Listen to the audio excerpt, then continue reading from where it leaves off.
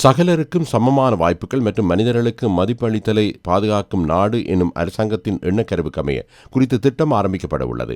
நாளை மாக்கும்புர பல்நோக்கு போக்குவரத்து மத்திய நிலையத்திலிருந்து விசேட தேவையுடையவர்களுக்கான கீழ்த்தள பஸ் வண்டிகளை கொண்ட முன்னோடி வேலைத்திட்டம் ஆரம்பமாக உள்ளது.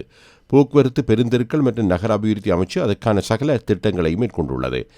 குறித்த வேலைத்திட்டத்துக்காக 430 மில்லியன் நிதி ஒதுக்கீடு மேற்கொள்ளப்பட்டதோடு கிளீன் ஸ்ரீலங்கா வேலைத்திட்டத்தின் கீழ் முன்னெடுக்கப்படும் முக்கிய வேலைத்திட்டமாக இது அடையாளப்படுத்தப்படுகிறது.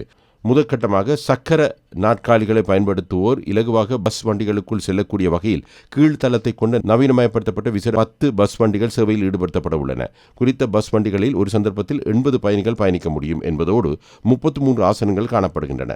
சக்கர நாற்காலிகளை பயன்படுத்துவோரின் பாதுகாப்பு கருதி விசேட தொழில்நுட்ப வசதிகளும் காணப்படுகின்றன. மாக்கும்புரவில் இருந்து புறக்கோட்டை மற்றும் கடவத்தை வரை பஸ் சேவையை முன்னெடுக்க திட்டமிடப்பட்டுள்ளது. விசேடமாக மஹரகம அபேக்ஷா வைத்தியசாலை, கொழும்பு தேசிய வைத்தியசாலை உள்ளிட்ட பிரதான சுகாதார சேவை மத்திய நிலையங்கள் உள்ளடங்கும் வகையில் பஸ் சேவை இடம்பெறும். இலங்கை போக்குவரத்து சபையின் 28 சாரதிகள் தெரிவு செய்யப்பட்டு குறித்த வேலை திட்டத்துக்கான பயிற்சிகள் வழங்கப்பட்டுள்ளன. இந்நிலையில் கையடக்க தொலைபேசி செயலிகளின் ஊடாக பஸ் வண்டி வருகை தரும் நேரத்தை சரியாக தெரிந்து கொள்ளக்கூடிய வகையில் நடவடிக்கை எடுக்கப்பட்டுள்ளதாக இலங்கை மெட்ரோ டிரான்சிட் நிறுவனத்தின் செயல்பாட்டு பிரதான அதிகாரி சானுக ஜெயசிங்க தெரிவித்தார்.